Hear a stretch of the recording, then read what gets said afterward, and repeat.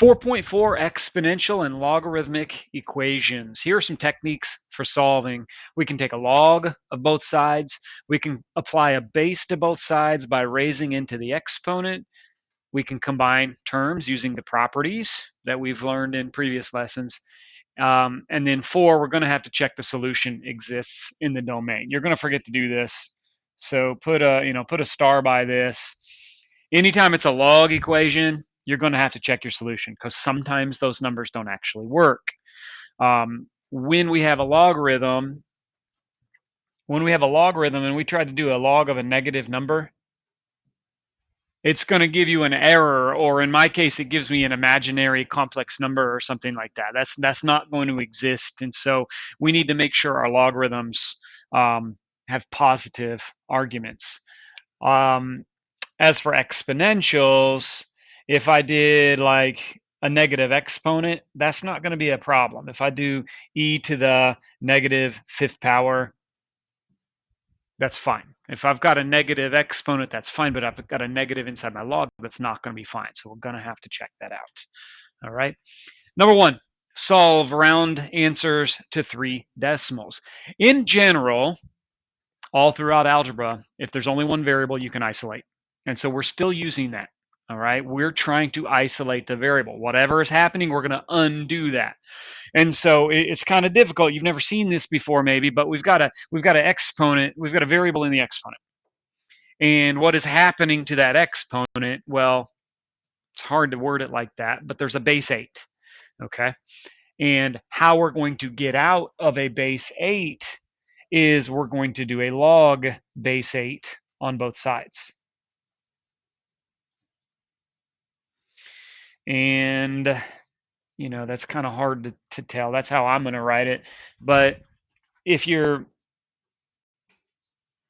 being technical, it would look more like this. All right, log base 8 of both sides. A log base 8 is the inverse operation of an exponential with base 8.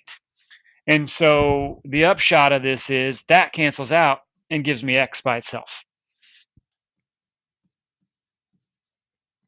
So x equals whatever log base 8 of 21 is. Now, this is something that you should have been able to handle in the last lesson. Log base 8 of 21, remember that can be used with our change of base formula. That's, well, let me go down a little. Change of base formula says log 21 over log 8. Now, some of your calculators, you can just type it in directly, but most of us are going to have to go log 21 over log 8. We're finding the exponent that makes 21, right? 8 to the 1.46 power equals 21. But that's exactly what we're finding. We're finding the exponent that makes 21. 1.464. So you could check your answer if you want to. 8 to that power should be 21. Okay, cool. Only off because of rounding. So when you look at the next one, the next one's a little bit more complicated because you don't really know which side to look at. You've got variables on both sides. You could do a log base 5 to get rid of the 5, or you could do a log base 8 to get rid of the 8, and it doesn't really matter. So you pick one. I'm going to pick a log base 5.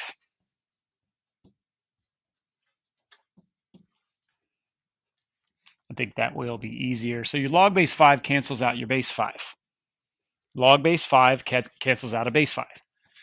I would be left with 2x minus 3 equals log base 5 of 8 to the x power.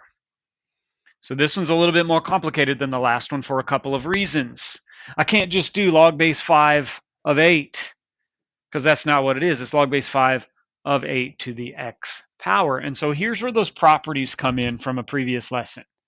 When you've got this exponent right here inside of a logarithm, we can pull that exponent around to the front.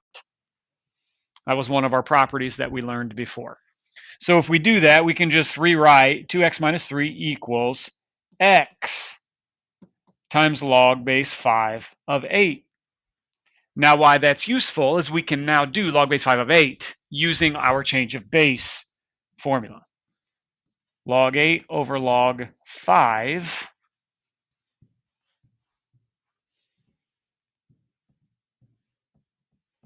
1.292 or so. 1.292 or so. And so what I would do is rewrite my next step as 1.292x. But I'm going to leave that number in the calculator because even though I'm rounding off to 3 decimals, you don't really want to use that rounded off number. So I'm going to leave that number in my calculator, and I'll use that here in a minute. 2x minus 3 equals 1.292x. Actually, I should say approximately now since it's rounded off.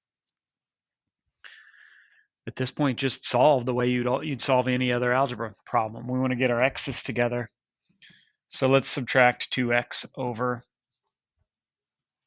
1.292 minus 2. So on my calculator, I've already got 1.292.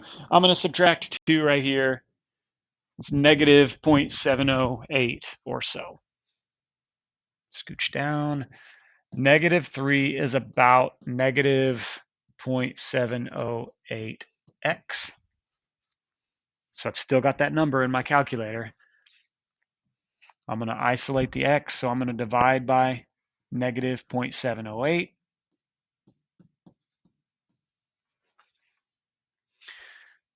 And so on my calculator, I'm going to go negative 3 divided by that answer. So I haven't really rounded off yet. Too much, I guess. And I get about 4.237. So x is approximately 4.237, rounded off to 3 decimal places.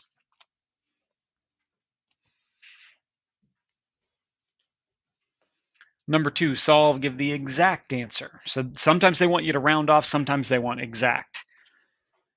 And we look at this problem, and again, what you should notice is there's only one variable. People try to make these problems harder than they are, but if you've only got one variable, you isolate that variable. And so if I wanted to isolate that variable, it shouldn't take too much effort to see that we're going to divide by 4. Let's divide by 4. We are trying to isolate the variable. So natural log of x equals 9. Natural log is a log base e, and we shouldn't need to write this down, but you could, I suppose. Natural log is the same thing as a log base e. So how do we get out of a log base e? How do we get out of a log base e? We're going to do a base e. Base e and log base e cancel each other out, and so x is equal to e to the 9th power, whatever that is. All right. Now, you could, over on your calculator, you could say, well, e to the 9th power is about 8,103 point, whatever, but they don't want you to approximate. They don't want the decimal in this case. They want the exact answer. They want the exact answer. So it would be exactly e to the 9th power, whatever that is, right? But the one thing that you have to do in this problem that we haven't had to do yet is this is a logarithm. This problem was a logarithm problem, and so on a logarithm problem, you have to force the argument to be bigger than 0. We just kind of have to check with the domain. In this problem, we have to make sure that x is greater than 0. Well, x is 8103, give or take, right? And so 8103 is bigger than 0, so this checks out. And so this is actually the answer. There's going to be some problems where that doesn't work out, and you're going to have to cross it out and say, nope, this doesn't work. Didn't happen yet. Part B, log base 3 of x cubed minus 5 equals 1. Now again, you've only got one variable, so we should be able to ISO. Anybody know what's going to get us out of a log base 3?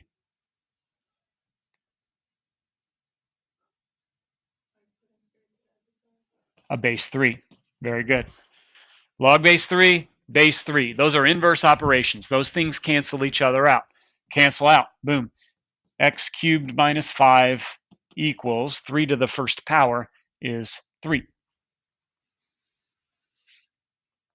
So I've got an equation with only one variable I should be able to isolate. I'm going to add this 5 over x cubed equals 8. I can take the cube root of both sides. Cube root of 8 is 2. 2 times 2 times 2 is 8. Or if you don't want to look at it that way, I suppose what you could do is think about exponents. How do I get rid of x to the third power? Let's take both sides to the 1/3 power. 8 to the 1/3 is 2. X is 2.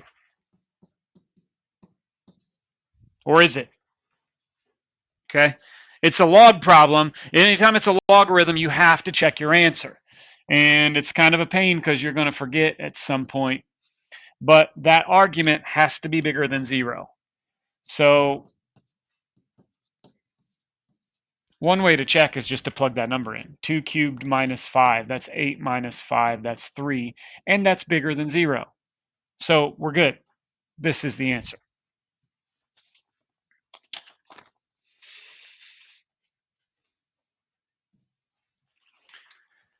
Number 3, solve round to 3 decimals if necessary. These seem to have more going on, and so I want to remind you of what happened in algebra class before. All right, so 3a kind of reminds me of a problem like this. If you said x to the third times x to the fifth, you can combine those things into a single power of x by adding those exponents. That's a property of algebra you would have learned years ago. We add the exponents in that case. And so in this problem 3a, I can combine those powers of e by adding the exponents. So if you just take 4x plus x minus 1, that's going to be e to the 5x minus 1 equals 199. Here we have one variable. We should be able to ISO. So in order to get to the variable, we've got to get rid of the e. That's a base e. And what gets rid of a base e is a log base e, or that has a special name of natural log. So what we can do to get rid of that base e is a log base e on both sides. Natural log on both sides. So if you want to rewrite an extra step, it's going to be, well, no, actually, let's just rewrite. It's 5x minus 1 equals whatever this is, natural log of 199. So they want us to round to 3 decimals. So let's go ahead and type it in. Natural log 199, 5.293. So 5x minus 1 is approximately 5.293. At which point it's just a simple solve. Do what you always do in algebra. Isolate the variable. We're going to add this 1 over. 5x is approximately 6.293. Divide by 5.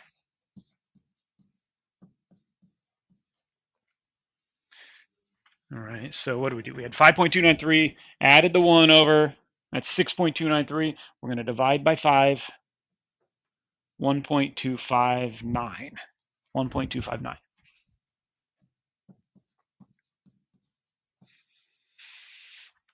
Now, this problem was not a logarithm problem. This equation was not a logarithm equation, so I don't really have to check my answer. I don't have that issue coming up. Feel free to plug it back in and check your answer if you want to, but it's not totally necessary here. It will be in the next one, though. The next one is a logarithm equation. So you're adding logarithms. And go back and think about properties when you added logarithms. Log of A plus log of B. We just learned what happens when you add logarithms. It's called the product property. All right, when you add logarithms, you can multiply those arguments in A times B. So to combine these two logs right here, we're not going to add, we're going to multiply. And so if you multiply 2x plus 1 times x, we're going to have 2x squared plus x. So multiply those arguments. We're using the properties that we've already learned. Equals log of x plus 8.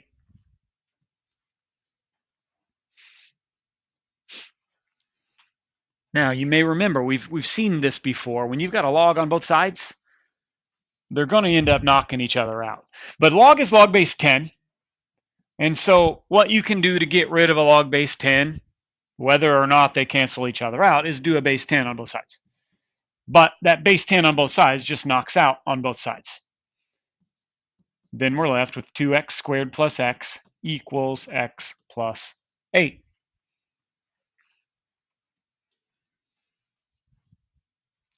You get more than one variable, so, well, let's collect our like terms first, I guess. Subtract the x, ooh, and it cancels out, and that's kind of nice here. We're left with 2x squared equals 8. We've got an equation with only one variable.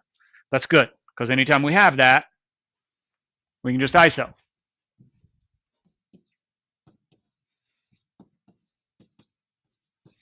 Divide by 2, you get x squared equals 4. Square root both sides. Don't forget your plus or minus. X is 2 and negative 2. But we have to check our answer. Okay, we have to check our answer. And so look at, let's use a highlighter here, this right here. Okay, and this right here, and this right here. You actually have to look at 3 different things. Each of those has to be bigger than 0. So if we look at it, 2x plus 1 is greater than 0. Subtract the 1 over 2x is bigger than negative 1. Divide by 2. X has to be bigger than negative 1/2. All right. So look at your 2 answers. Are both of those answers bigger than negative 1/2? I don't think so. All right. But if you look at the next one, x has to be bigger than 0. Are both of our answers bigger than 0? I don't think so. And we also have x plus 8 must be bigger than 0. So subtract 8, x must be bigger than negative 8. Really, you wouldn't look at all 3 of those things together. You would combine them into a single statement. If I said I wanted you to pick a number that's bigger than negative 1/2 and bigger than 0 and bigger than negative 8, only one of those numbers is really important. Which of those numbers do you have to make sure that you're bigger than? 0. As long as you pick a number that's bigger than 0, you've done the other 2. And so x is bigger than 0 kind of dominates the other 2. And they didn't ask me for the domain, but we've talked about domain enough to know that the domain here would be 0 to infinity. Regardless, one of our solutions is not within this domain. One of our solutions isn't going to work. Negative 2 is going to produce an error. All right, think about it. If I did a log of negative 2, that's going to give me an error. Negative 2 can't be a solution. It's just 2. That's kind of tough. A lot of stuff going on there.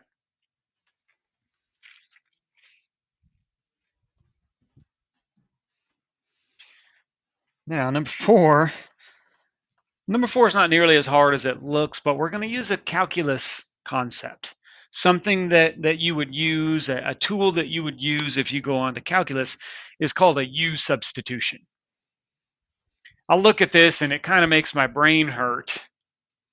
But what we're going to do is we're going to let U equal e to the x.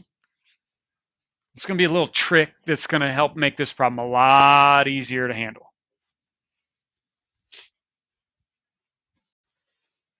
So if e to the x is equal to u, then this is going to just turn into u squared.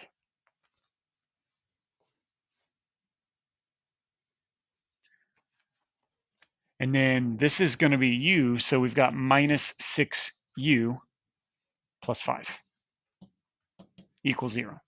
U squared minus 6u plus 5.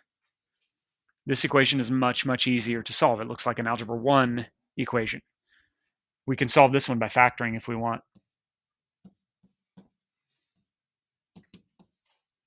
Two numbers that multiply to 5 and add up to negative 6 are minus 5 and minus 1. That's how that factors. U minus 5, U minus 1. And so we can solve by finding the zeros, and the zero product property would tell me that U is equal to 5 or U is equal to 1. That's not the answer though, because they didn't ask me to find U, they asked me to find X. I'm trying to solve for X. So I'm going to go back and I'm going to reverse my U substitution. So remember, when U is equal to e to the x, we're going to go back and we're going to say, okay, so that means this must be e to the x. E to the x equals 5. E to the x equals 1. We've got a base e. We can get out of a base e with a log base e. A log base e has a special name, natural log. And so we're going to take a natural log of both sides, and that's going to cancel out my base e. X is equal to whatever natural log of 5 is. And it says round to the nearest thousandth, tenth, hundredth, thousandth. That's saying 3 decimals. Let's round to 3 decimals. 1.609. X is about 1.609. We do the same thing on the other side. We want to get rid of a base e. We're going to do a natural log. X equals natural log of 1. Natural log of 1 is 0. Okay, that makes sense. We're trying to find the exponent that makes 1, right? Trying to find the exponent that makes 1, so that, yeah, that's 0. X equals 0.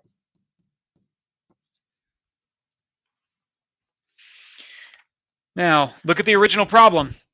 This was not a logarithm problem, so we don't really have to check our answers. Those are our answers.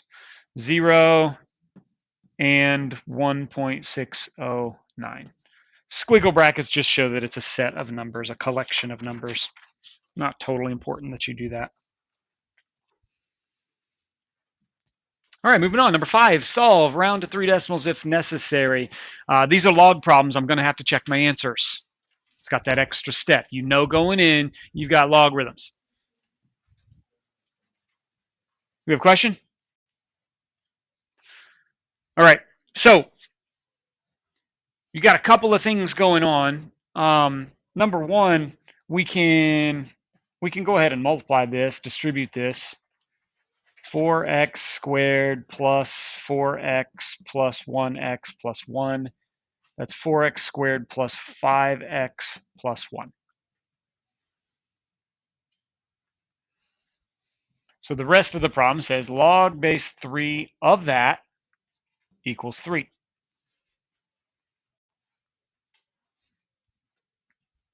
I'm trying to isolate variables. I'm trying to solve. I need to get out of a log base 3. Anybody know what gets out of a log base 3? A base 3. We're going to take a base 3 on both sides, and that's going to cancel here. 4x squared plus 5x plus 1 equals 3 to the 3rd power, which is 27. This looks like something we would have solved in Algebra 1 class. We're not going to be able to isolate the variable, but we could maybe factor. We could maybe use quadratic formula, something like that. Subtract 27 over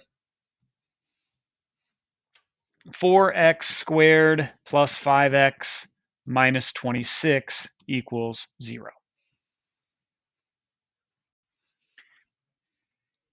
You can actually factor this one. I know because I've already done the problem ahead of time, but it's kind of hard to know if you can factor it until you spend some time on it. What I know will work for sure is quadratic formula. So let's do quadratic formula. Negative b plus or minus square root b squared minus 4ac all over 2a. We'd have opposite of 5 plus or minus square root b squared, 5 squared, that's 25, minus 4 times a times c all over 2 times the a. That's your quadratic formula. You should know it. Okay. What would you do instead? I mean, you don't have to. If you want to factor it, you factor it. You could solve it by graphing, I suppose, too. But to me, quadratic formula makes the most sense, especially if it's hard for you to factor. But if you're good at factoring, factoring is easier.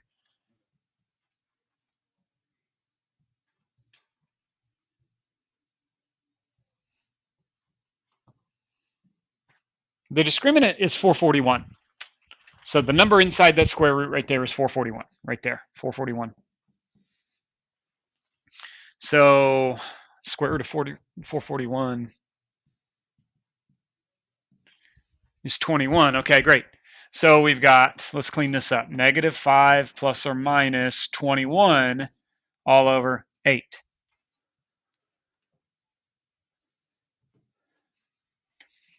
I call this the branching step. The top branch is what you'd get if you add. Actually, I'm running out of room here. Let me do something here. Move this down here.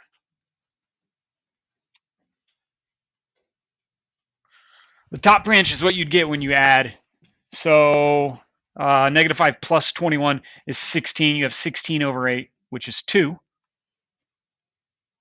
The bottom branch is what you get when you subtract negative 5 minus 21. That's negative 26 over 8. And that reduces, divide by 2, you get negative 13/4. So it looks like 2 answers, all right? 2 answers.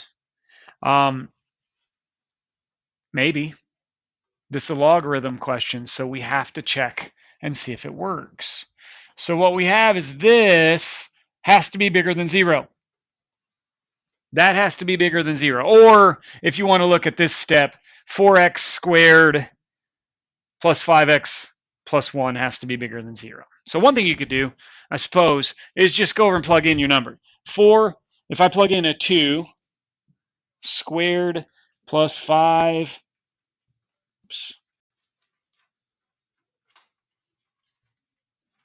times 2 plus 1, that has to be bigger than 0. As long as that number, when you plug it in, is bigger than 0, it's going to work. So 2 works. 2 is fine. So let's do the same thing, and let's see if negative 13/4 works as well. So if I plug that into my equation, 4x squared plus 5 times that x number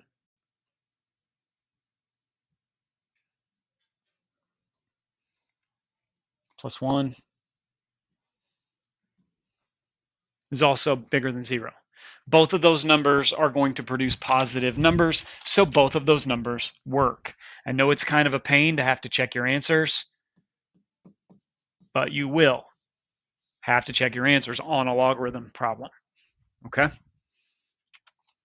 Let's look at part B, okay? Part B, it's a similar problem, but we've got log plus log. Log plus log, we've got properties that tell us how to do log plus log. That's going to combine into a single logarithm if we multiply. And so if we multiply, we're going to have 2x minus 5 times x minus 3 right there. Very similar problem. But you're going to have to multiply those two things out, just like we did in the last one. So 2x squared minus 6x minus 5x plus 15. That's 2x squared minus 11x plus 15. Log base 2 of that equals 3. Log plus log, you multiply because it's a product property. You're trying to combine it into a single logarithm. We want to end up isolating the variable if possible. So putting your logs together would make a lot of sense. I want to get out of a log base 2, and I'm going to do that with a base 2. Very good. That knocks out. Leaves me with 2x squared minus 11x plus 15 equals 2 to the third power is 8. Okay. Subtract the 8 over. Subtract that 8 over, that's going to be 7. 2x squared minus 11x plus 7 equals 0. Now again, if you can factor that, that's the fastest thing to do. If you can't factor it, I think quadratic formula is your next best bet. You could graph, you could use completing the square, but usually quadratic formula is consistently the best way to go. All right, so opposite of B plus or minus square root b squared minus 4 times a times c all over 2 times a. So 121 minus 4 times 2 times 7 is 65. That's your discriminant. Discriminant, number underneath the square root. So that's 65. And, you know, square root of 65 isn't going to be a nice number. We've got, you know, what is the square root of 65? 8 point something. 8.062 or so. Does it say round to 3 decimals? 8.062. So we're looking at 11 plus or minus 8.062 all over 4. And this is where I branch it, okay? This is where I would branch the problem. Top branch is what I get when I add. Bless you. Well, kind of out of room here. Top branch is what I get when I add. 11 plus 8.062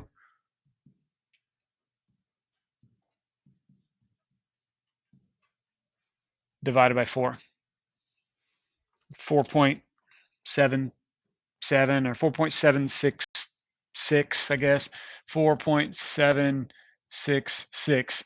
The bottom branch is what I get when I subtract 11 minus 8.062 all divided by 4. 0.735. 0.735. 2 answers. Maybe. This is a logarithm question, so we really have to check, okay? And I think the best thing to do is go back, you know, go back up to the top, and we can say, well, this has to be bigger than 0, and this has to be bigger than 0. 2x minus 5 has to be bigger than 0. So if you add 5 and divide by 2, that's 2.5. X has to be bigger than 2.5 for sure. Are both of those numbers bigger than 2.5? I can tell right now that this one's not going to work. But the other one says x minus 3 is greater than 0, so add 3. X has to be bigger than 3. Yeah, that's not going to work. Okay. If you had to find the domain, you could put those two things together and say, well, as long as I pick a number that's bigger than 3, I'm going to be good. My x numbers that I'm allowed to use are only, they have to be bigger than 3. The domain would be from 3 to infinity. But this is the only one that's going to work. Answer 4.766. Notice these two different problems. I checked my answer 2 different ways. All right, so you've got two different ways to do it, basically. Either do what I just did and set the arguments greater than 0, or in the first problem, A, I plugged them in and just made sure those numbers were bigger than 0. Question?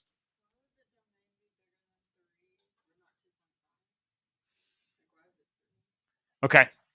I want you to pick a number that's either bigger than 2.5. Well, I want you to pick a number that's bigger than 2.5 and bigger than 3. It has to be bigger than 3, right? You can't say 2.6 because it doesn't fit the second criterion, right?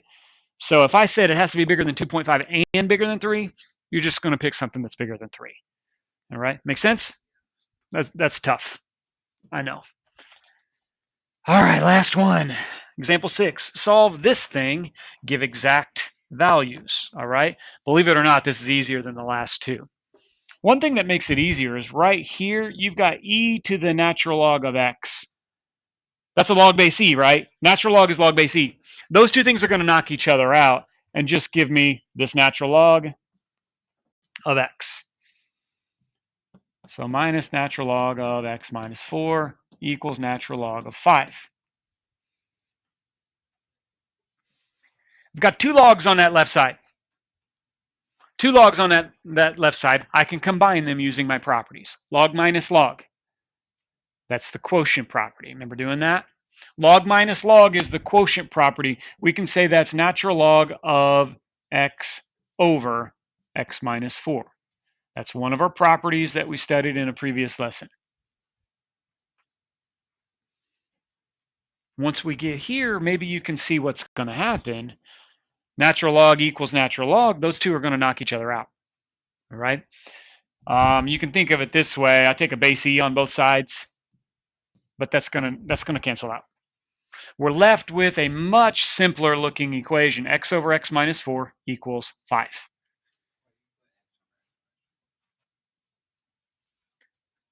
Why did I put x over x minus 4? Because when I was right here, I have log minus log. And we've got properties that say log A minus log B is log A over B. All right, that's one of our properties.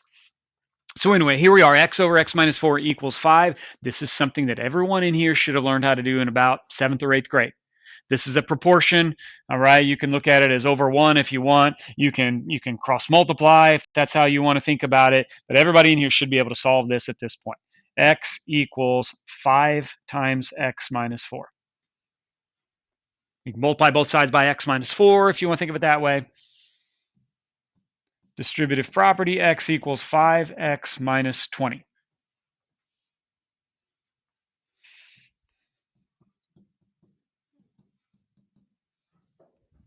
Subtract 5x. So negative 4x equals negative 20. Divide by negative 4, x equals 5. Maybe. This is a log equation, right? This is a log equation. So what you have to do is you have to say, well, here, x has to be bigger than 0, or here has to be bigger than 0. X has to be bigger than 0. X minus 4 has to be bigger than 0. So this one's good. Add 4 over x has to be bigger than 4. Think about it. If I asked you to pick a number that's bigger than 0 and bigger than 4, you're just going to make sure you pick something that's bigger than 4, right? The domain for this problem is x is bigger than 4, or 4 to infinity. And so does our answer work? Yeah, we're good. We're bigger than 4. That's the answer.